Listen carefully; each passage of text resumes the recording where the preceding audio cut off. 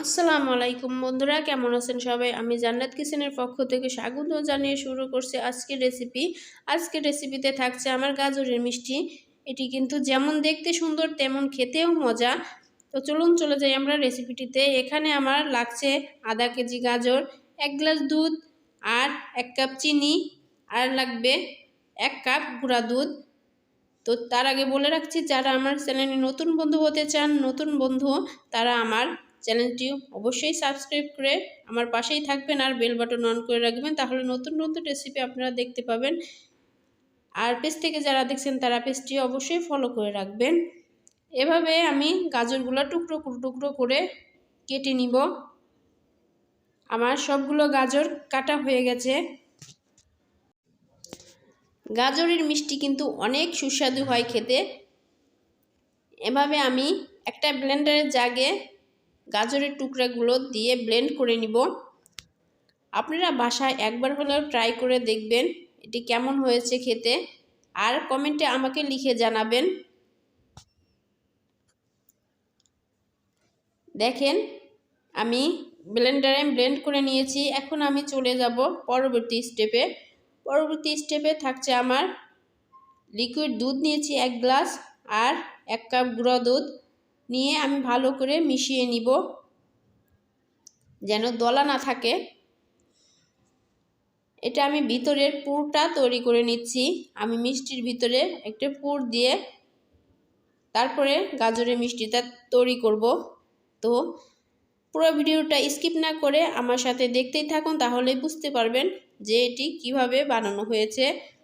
এভাবে আমি 3 টেবিল চামচ চিনি দিয়ে আবার নেড়ে চেড়ে একটি পুরে পরিণত করে নিচ্ছি। দেখেন আমার পুরটা কেমন হয়েছে। এভাবে তারপর ঠান্ডা হয়ে গেলে আরও কিন্তু জমাট বেঁধে যাবে। আমার এটা হয়ে গেছে, এখন আমি নামিয়ে নিচ্ছি। দেখেন এভাবে নামিয়ে নেবেন, ঠান্ডা হলে কিন্তু এটি আরও শক্ত হয়ে যাবে। তো এখন আমি ব্লেন্ড করা গাজরটা চুলায় দিয়ে এখানে আমি অল্প 3 টেবিল চামচ পরিমাণ দুধ দিয়ে দিচ্ছি, জাস্ট গাজরটা সিদ্ধ হওয়ার জন্য। তারপরে আমি দিয়ে দিব চিনি। চিনিটা আপনাদের পরিমাণ মতো দিবেন। আমি এখানে 4 টেবিল চামচ চিনি দিয়েছি, কারণ গাজর তো অনেক মিষ্টি থাকে, তাই আমি এখানে 4 টেবিল চামচ চিনি দিয়েছি।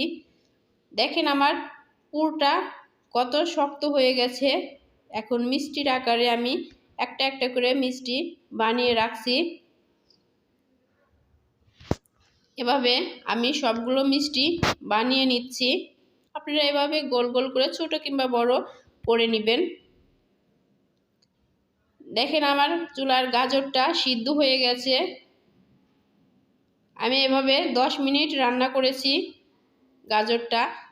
তারপরে দেখেন আমার গাজরটা সিদ্ধ হয়ে গেছে। এবার চুলা থেকে নামিয়ে আমি ওই মিষ্টিগুলো দেখেন দিয়ে দিচ্ছি মাঝখানে দিয়ে। কিভাবে মিষ্টি তৈরি করছি আপনারা একটু দেখলেই বুঝতে পারবেন। আমার ভিডিওটা স্কিপ না করে পুরোটা দেখলেই আপনারা বুঝতে পারবেন কিভাবে মিষ্টিগুলো বানানো। অনেক সহজেই আমি বানাতে পারলাম, আপনারাও বানাতে পারবেন খুব সহজেই এবং তাড়াতাড়ি। আর বাসায় একদিন হলেও বানিয়ে আপনাদের পরিবারের সকলকে উপহার দিবেন, তাহলে পরিবারের সবাই আপনার অনেক প্রশংসা করবে। এভাবে আমি মিষ্টিগুলো বানিয়ে নিলাম, গোল গোল করে মিষ্টিগুলো আমি বানিয়ে নিয়েছি। সবগুলো মিষ্টি আমি এভাবে বানিয়ে তারপর আমি এখানে গুঁড়া দুধে ঘি দিয়ে একটু মেখে রেখেছিলাম, সেটার সাথে গড়িয়ে নিচ্ছি। আপনারা ইচ্ছা করলে মাওয়া দিয়েও করতে পারেন, এখানে মাওয়া দিয়ে মিষ্টিগুলো গড়িয়ে নিতে পারেন।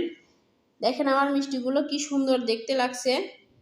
এভাবে আমি গরম গরম কাটছি, একটা কেটে আপনাদের ভিতরটা দেখিয়ে দিচ্ছি কেমন হয়েছে। দেখেন এটি কিন্তু খেতে অনেক সুস্বাদু হয়। আপনারা বাসায় একবার হলেও ট্রাই করে দেখবেন আর আমাকে কমেন্টে লিখে জানাবেন।